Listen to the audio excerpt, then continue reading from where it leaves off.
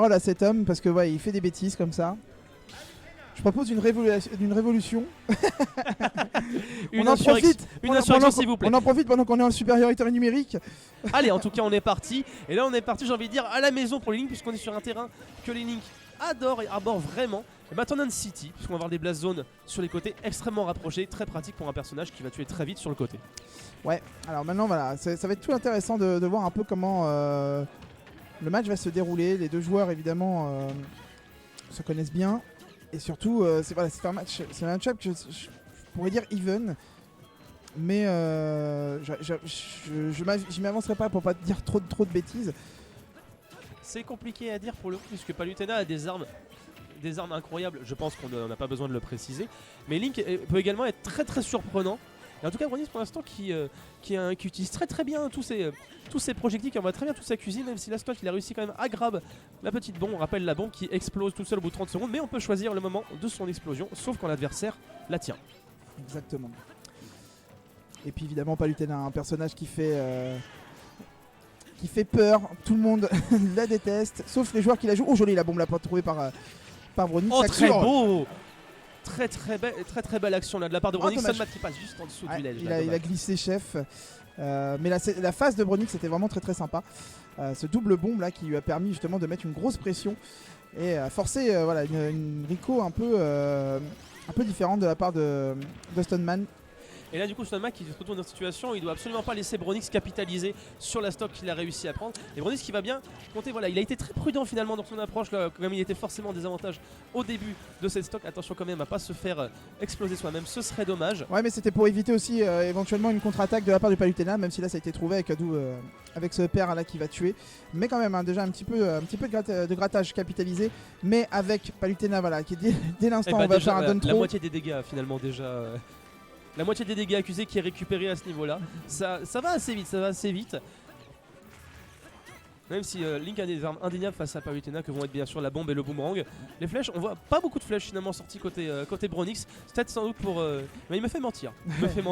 Après, le truc c'est que Palutena voilà, c'est un réflecteur, donc c'est compliqué aussi de pouvoir utiliser ses projectiles de la meilleure façon. Le boomerang a l'avantage de pouvoir revenir sur son... Oh le reverse up B, magnifique de la part de Bronix qui pendant que je discutais a réussi à caser cette petite phase.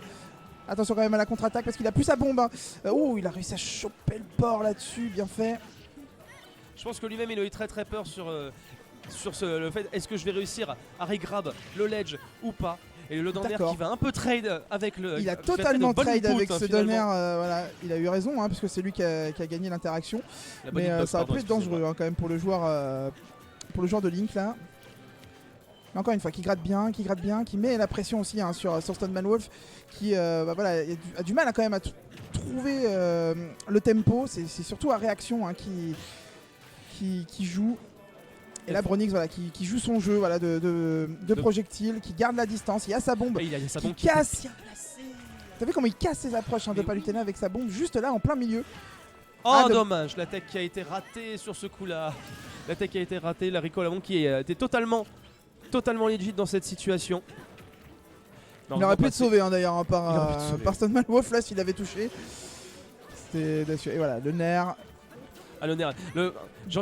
J'ai presque envie de dire le nerf de la guerre pour Palutena, puisqu'on a là un de ses meilleurs mouvements tout simplement. Outre les autres aérios qu'elle a, genre ce upper qui a pris la première fois tout à l'heure à Bronix. C'est toute la force du personnage. Ces aérios sont extrêmement menaçants. Un petit peu moins, on va dire un petit peu moins forte au corps à corps. Et encore, ouais voilà, il y a ce F-tilt évidemment qui fait il est un peu loin, il va falloir peut-être drop ça va la être chaud, bombe. Non, il a été poussé un peu trop loin. Aïe. Ça va être hyper chaud et ouais parce qu'il avait encore laissé sa bombe. C'est peut-être aussi attention, il va faire attention le Bronix là-dessus. C'est qu'il laisse très souvent sa bombe et on le voit là sur ces deux dernières situations. Où il a perdu ses deux stocks. Non, la deuxième c'était avec la bombe qu'il a pas pu tech. Mais sinon oui, ça fait plusieurs fois qu'il laisse la bombe et qu'il laisse la Palutena et Stoneman Wolf pouvoir aller ledge guard comme il faut.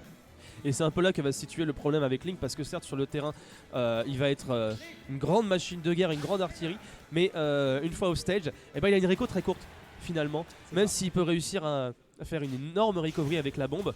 Voilà, comme on a vu, si on tech pas Donc si on n'appuie pas sur le bouton de shield au moment où on se cogne sur le stage, eh ben on retombe vers l'infini et l'au-delà. Ou alors on se fait edgeguard par des petits projectiles comme a fait Stuntman Wolf pour terminer cette game, alors que Stuntman n'avait pas du tout le lead pendant toute la game finalement. C'est vrai qu'il a pris le temps. On va dire qu'il a pris le temps, il était assez dominé pendant les 2 tiers de la game, et puis après il a eu ce kill à cause de la bombe de Bronix, qui a fait que derrière il était obligé d'aller le chercher un peu plus. Il a pris beaucoup plus de risques que Bronix, et ça a forcé le jeu de Palutena, hein, qui aime bien justement que l'adversaire vienne un peu bourrer son shield et après derrière revenir en contre-attaque. Ça se permet même de renvoyer la bombe. Allez, voilà, prends-toi ta petite bombe, mon gars, il n'y a pas de souci. Côté Bronix, on essaie très souvent de faire de faire pression sur le shield, même si Link n'est pas le meilleur à ce niveau-là. Et ça va prendre le kill là-dessus avec seulement 35% de prix. Hein. Bronix qui reste dans la configuration de sa fin de game 1. Un peu plus agressif le joueur de Link. Et ça fait tout le jeu de Stunman qui attend que ça. La stun qui a réussi. On est finalement dans la situation inverse où là pour l'instant c'est Stun qui dicte le tempo et c'est Bronix qui est obligé de réagir. Parce que là il va se prendre toutes les pressions sur son shield, toutes les pressions également dans son jeu. Voilà, il se fait complètement cancel ses approches, ou du moins cancel ses phases. Et c'est Stun qui dicte la game pour l'instant. Ouais, totalement. Et Bronix qui a beaucoup plus de difficultés peut-être sur ce tricot. Attention. La winbox elle est terrible hein, sur ce move. Ouais. Mais surtout qu'il était revenu en normal, donc oui. Il aurait pu très bien prendre le coup. Très bien joué avec le boomerang placé juste derrière Stun. Je pense qu'il l'avait vu Stun, il a essayé de le pari. Et là on a vu, certes il avait l'invincibilité, on avait aussi quelque chose de très très pratique en tout cas sur Palutena, c'est que vous voyez son petit bouclier, et il est invincible. Il est invincible et elle s'en sert sur son back air et sur sa dash attack. Oui, totalement. Et donc tout ça, qu'est-ce que ça veut dire? Ça veut dire que toutes les approches à base de projectiles, si la Palutena en face fait une dash attack, c'est tout simplement cancel. Et voilà, il essayait de le chercher depuis le début, hein, Stuntman Wolf, essayait de mettre des spikes, ça ne passait pas, et là il a réussi à trouver le petit moment comme il faut et reprend sa stock d'avance avec un bon 50% de capitalisé là-dessus. Et maintenant, voilà, encore Bronix qui va devoir aller au charbon pour aller ne serait-ce que récupérer un minimum le retard qu'il a accumulé.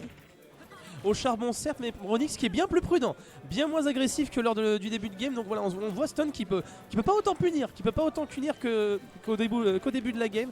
Et Bronix là pour l'instant qui utilise bien toute la sauce qu'il a à disposition. Là. Après, j'ai envie de te dire, pour l'instant, Stunman il joue aussi le jeu de Bronix. Hein, c'est-à-dire que moi j'ai pas besoin d'y aller, je mène. Si je peux gratter des petits pourcentages, voilà, comme je le fais avec mon neutral B, pourquoi pas. Oh la phase, et oui, bien fait de la part de Bronix avec sa flèche qui a donné l'impulsion nécessaire pour aller sur la bombe.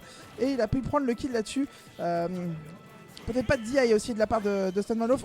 Le up B qui est pas puni derrière, la stun qui doit s'en vouloir un petit peu parce que là Bronix il a récupéré tout le momentum qu'il veut et il a pour l'instant toute la phase, il a raison dans toutes les interactions, et Stunt qui parvient plus trop à réussir à punir le jeu. Et là Bronix qui recommence à être un petit peu trop agressif alors qu'on avait réussi à trouver un bon rythme face à cette Palutena qui lui a posé beaucoup de problèmes lors de cette game.